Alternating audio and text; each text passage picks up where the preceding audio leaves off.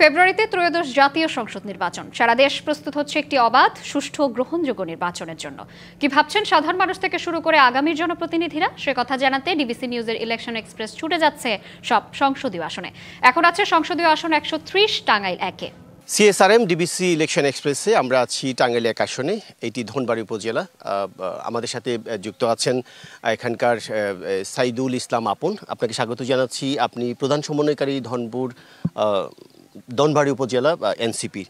তো আপনি শিক্ষকতা পেশায় যুক্ত ছিলেন, শিক্ষকতার মাঠ থেকে রাজনীতির মাঠ, কেমন লাগছে পদচারণা করতে আপনার? আলহামদুলিল্লাহ, আমরা যখন 24-এর আন্দোলন থেকে শুরু করে এখন পর্যন্ত আমরা যখন আন্দোলনে সক্রিয় ছিলাম, সেখান থেকে আমরা মানুষের কাছে যাচ্ছি। মানুষ চাচ্ছে যে নতুন কিছু চাচ্ছে এবং বাংলাদেশের যে ব্যাপক পরিবর্তন আসছে। আমার মতো একজন শিক্ষক এমপি নির্বাচন করবে, এটা বাংলাদেশের স্বাধীনতার পরে এটা কখনোই হয় নাই। আমরা আমাদের নেতা নাহিদ ইসলামের ডাকে সাড়া দিয়ে আমরা যে এই নির্বাচন করার সাহস করছি আমরা। তো নতুন বাংলাদেশ, নতুন দল, আপনি মানুষের কাছে যাচ্ছেন, কেমন সাড়া পাচ্ছেন? আলহামদুলিল্লাহ, আমরা মানুষের কাছে যাচ্ছি। মানুষ আমাদের ভোট দিতে চায়। সারা দেশের মানুষ আমাদের ভোট দেওয়ার জন্য আগ্রহী। আমরা প্রত্যেকটা বাড়িতে যাচ্ছি, আবাল বৃদ্ধ বনিতা, যার কাছে সবাই আমাদের দোয়া এবং ভোট দুটা দেওয়ার প্রতিশ্রুতি দিচ্ছে তারা আমাদেরকে। তো সাইদুল ইসলাম আপন, তো জনগণের আপন হতে কতটুকু পেরেছেন? কি মনে হচ্ছে মাঠে গিয়ে আপনার? ইনশাল্লাহ আমি আমার নামের প্রতি হয়তো সুবিচার করতে পারবো যে আমি অল্প সময়ের ভিতরেই ধনবাড়ির মধ্যে পুরো সকল মানুষের আপন হতে পেরেছি। বলা হয়ে থাকে যে এনসিপি যে আর্থিক অবস্থায় এখনও পুনর্গঠিত হতে পারেনি, তো নির্বাচনে নিশ্চয়ই একটা অর্থের প্রয়োজন আছে। তো কিভাবে আপনারা কাজ করছেন? এই পিছিয়ে আছেন কি নাকি এগিয়ে যেতে পারছেন যে আর্থিক সংকটের মধ্যেও? আসলে আমরা জনগণের টাকায় জনপ্রতিনিধি হতে চাই। আমাদের এরকম কালো টাকা নেই, আমাদের অনেক অর্থ সম্পদ নেই।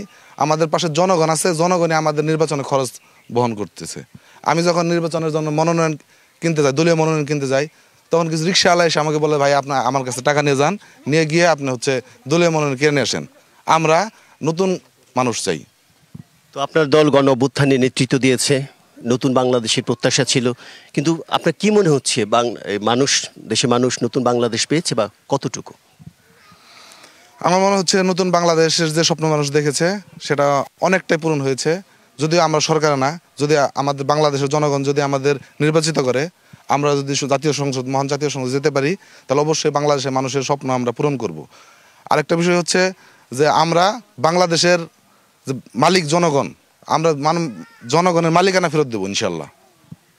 তো আপনারা যতটুকু আমরা মনে করছি যে বহুল আলোচিত আপনাদের নির্বাচনী প্রতীক শাপলাকলি।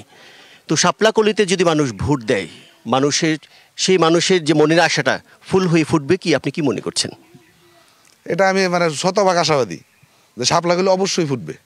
মানুষ যে প্রত্যাশা নিয়ে আমাদের ভোট দিবে, যে সারা দেশের যে বৈষম্য দূর করা, দেশের সুশাসন নিশ্চিত করা, এগুলি ইনশাল্লাহ আমরা অবশ্যই করবো। আমরা জননেতা হলে জনগণের মন জয় করতে হয়, মানুষের দুঃখ কষ্ট হতাশার সাথে ভাগ করতে হয়। আপনি কি চিহ্নিত করতে পেরেছেন মানুষের কষ্টগুলো কি আছে আপনার এলাকায়? যদি আপনি নির্বাচিত হন, সেগুলি পূরণ করবেন। যে আমাদের এলাকায় মানুষের যেমন কিছু যোগাযোগের কিছু কষ্ট আছে মানুষের, তারপরে যে সরকারি যে সুযোগ সুবিধাগুলি আছে সেগুলি যারা প্রাপ্য তারা পাচ্ছে না। গত সরকারের সময় আমরা দেখেছি যে আপনার যে প্রত্যেকটা যে সরকারি যে সুযোগ সুবিধা যে দেয়, বয়স্ক ভাতা বলেন, তারপর বিধবা ভাতা বলেন বা টিসিবির কার্ড বলেন, এগুলি দলীয়ভাবে তারা বন্টন করছে। তারা যারা প্রাপ্য তাদেরকে দেয় নাই। কিন্তু আমরা যদি সরকারে আসি তাহলে অবশ্যই আমরা দিব, এবং সরকারে যদি নাও যেতে পারি, সেক্ষেত্রে আমরা বিরোধী দল থেকে এটা নিশ্চিত করার জন্য আমরা যা কাজ করাম তাই করবো ইনশাল্লাহ। তো সবশেষ ভোটারদের উদ্দেশ্যে কি বলবেন আপনি আপনার নির্বাচনী এলাকায়? ভোটারদের উদ্দেশ্যে আমি একটি কথাই বলবো, যে আপনারা আমাদের উপর আস্থা রাখেন। আমরা অবশ্যই আপনাদেরকে আশাহত করব না।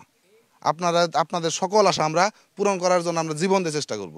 কারণ আপনারা অনেকেই জানেন যে এই 24 অভ্যুত্থানে যারা নেতৃত্ব দানকারী, আমাদের নেতা নাহিদ ইসলাম, সার্জিস আলম, সাইফুল্লাহ হায়দার বা আক্তার হোসেন, আরও অনেকে, নাসিরউদ্দিন পাটোয়ারি, তারা দেখেছেন তারা সকলেই কিন্তু বোনাস লাইফ। আপনাকে অনেক ধন্যবাদ আমাদের সাথে সংযুক্ত হওয়ার জন্য। শুনছিলেন সিএসআরএম ডিবিসি ইলেকশন এক্সপ্রেস। আমরা আজকে দুপুর 2টায় এই আসনেরই অন্য কোনো প্রার্থীর সাথে কথা বলবো। ততক্ষণ সিএসআরএম ডিবিসি ইলেকশন এক্সপ্রেস আমাদের সাথেই থাকুন।